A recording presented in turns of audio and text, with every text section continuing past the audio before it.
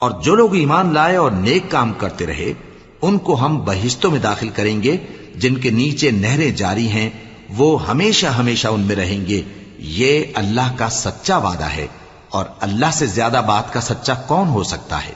मुसलमानों, नजात ना तो तुम्हारी आरजुओं पर है और न अहले किताब की आरजुओं पर।